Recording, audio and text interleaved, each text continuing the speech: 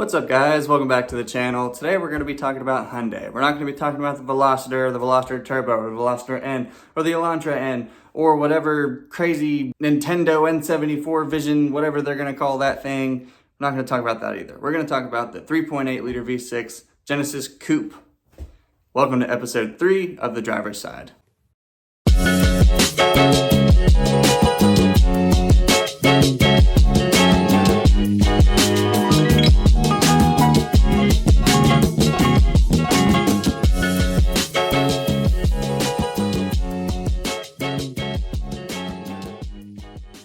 To start this episode off, I would like to apologize for the lack of posting recently. The weather here has been just ass. It's been terrible. On days that it's nice and sunny, I'm working. On days that I'm off, it's raining, it's cold, it's raining and cold. It's cold again, it's raining. The weather has just been terrible. We're back today, finally with another episode. It is beautiful. It's in the 70s right now. I'm gonna hit the road. See you guys in a little bit.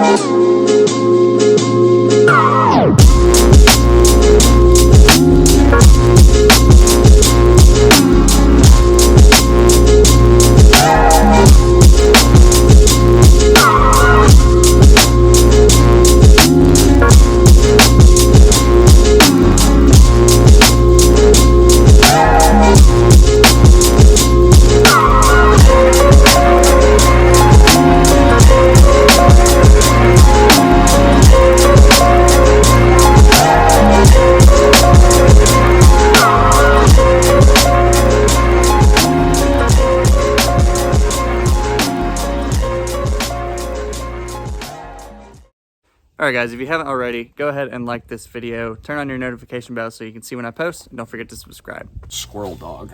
Squirrel dog. Yeah. She loves life though. Like, she's great. She's thriving. So what's your name and what do you drive?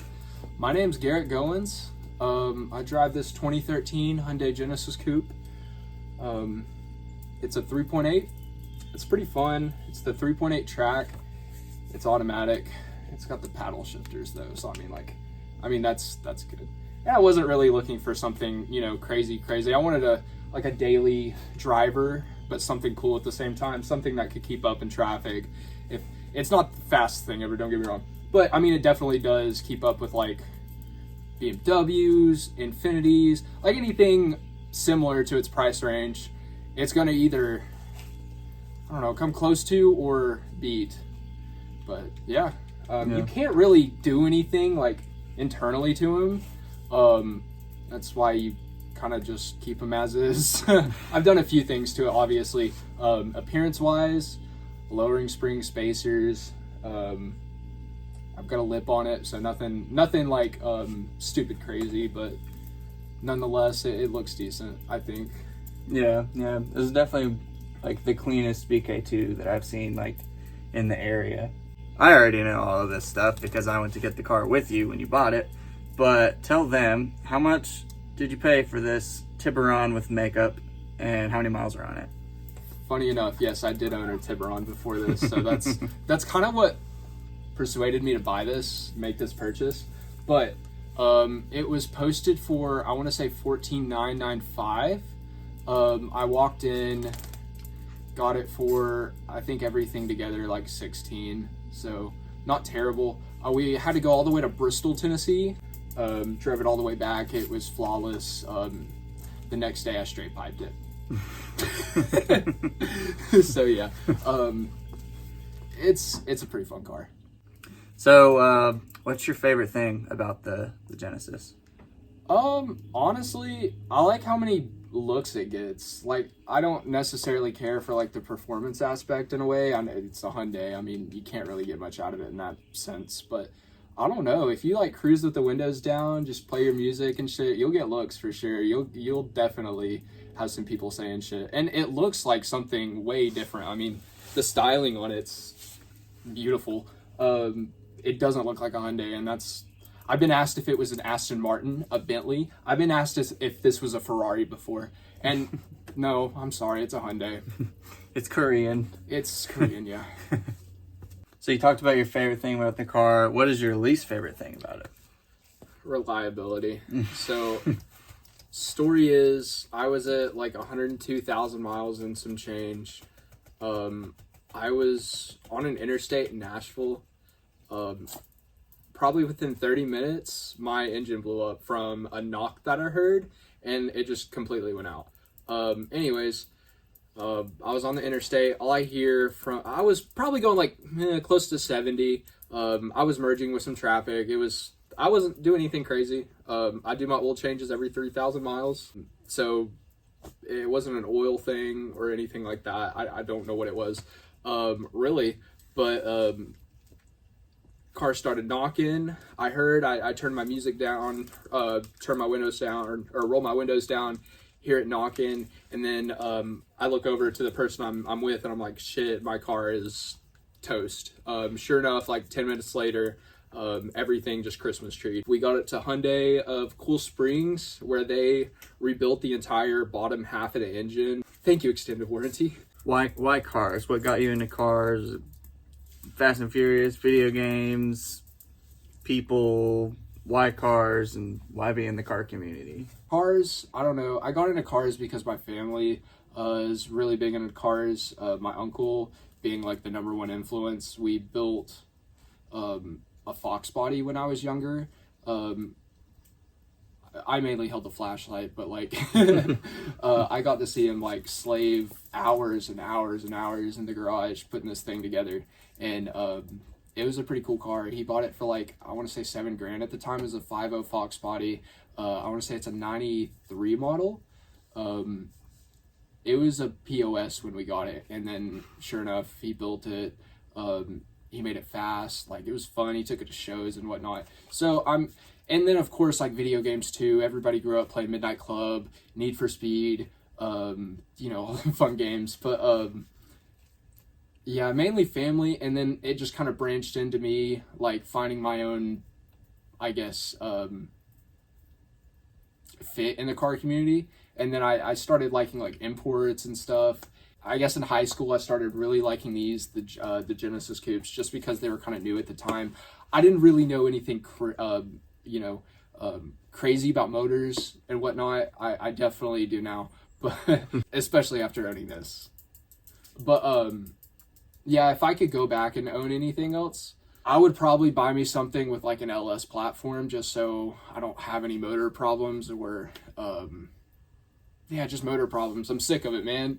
I just want to be able to make it from point A to point B and feel secure. So you say LS, what are you saying? Like Corvette, Camaro? Honestly, now looking at it, I don't want anything smaller than this. So if I wanted an LS platform, I would either look at like a Chevy SS in a few years, the 4-door ones. Like the Commodores? Like yeah, the like Holdens? anything. Those are rowdy. I know. Anything Commodore would be sick. So,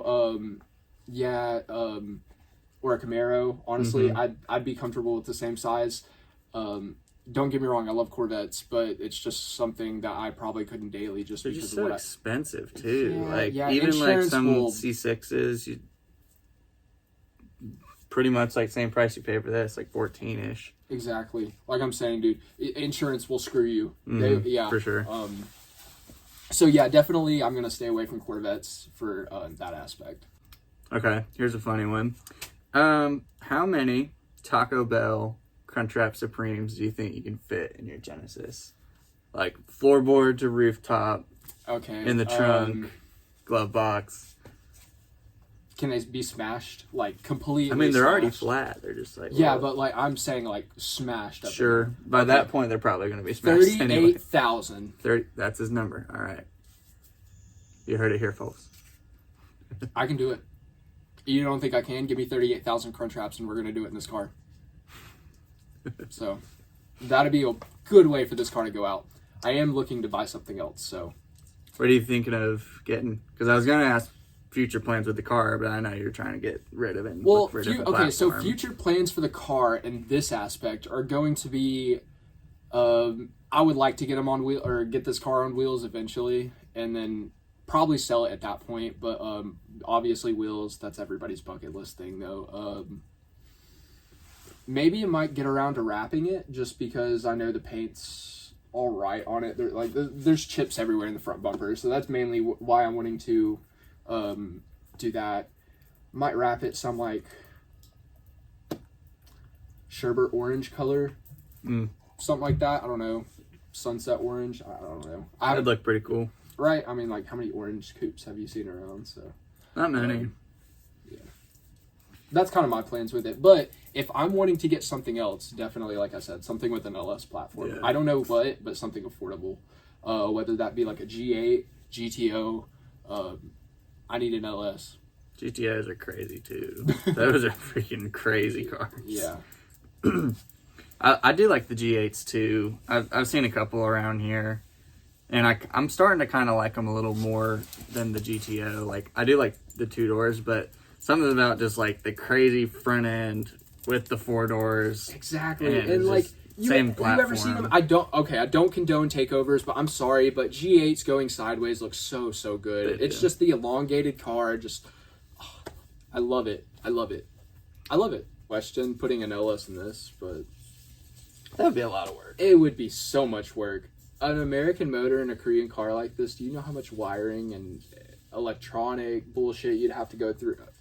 I don't like wiring. That's why I sold the 3000. All right, I got 2 more questions, and then we can do the driving sequence, and then we'll do the little edit. Awesome. Okay, so what is your favorite wheel brand and model? Okay, so I like work wheels.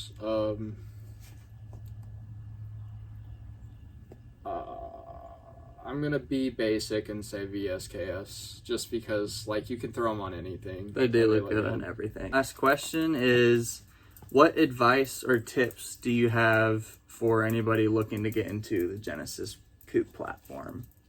Whether it's the 2.0 or the 3.8. Do your oil changes. I tell you this right now, do your oil changes. I promise if you don't, it will come back and bite you in the ass. Every single time. Every single time I've seen somebody, I do my oil changes every 8, 9, 10,000 miles. The car blows up. Or they get out of the platform because they hate it. And it's completely unreliable. Do your oil changes. That's my number one thing. It will treat you right, for the most part, if you do your oil changes. Perfect. All right, that's all the questions I got. Let's go drive the thing. First, we need to get the AC bumping. It's too hot in here. Yeah. Okay, there we go.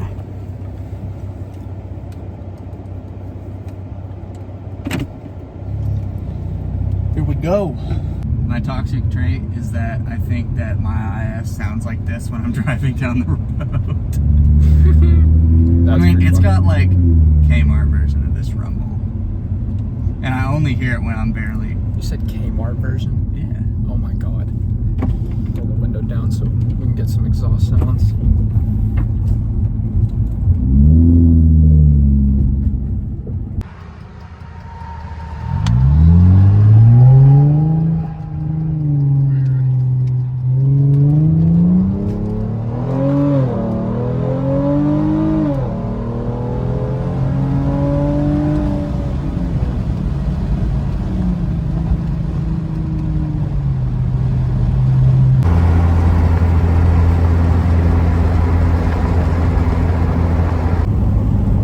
What do you think of the suspension? It's good. It's pretty tight. It's not really like all over the place. And it's on what? Lowering springs? Yeah, H&R lowering springs. This is where the fun road begins. This is where the fun begins. Give it the beans.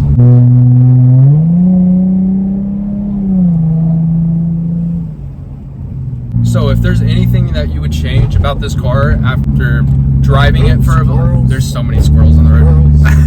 After driving it for a little bit, what would you change about it? I mean, nothing really. It all feels really good. The suspension's tight. It's got like instant torque.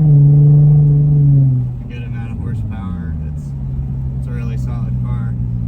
I think the only thing I would change would be the transmission. I think it would be a lot of fun in a manual.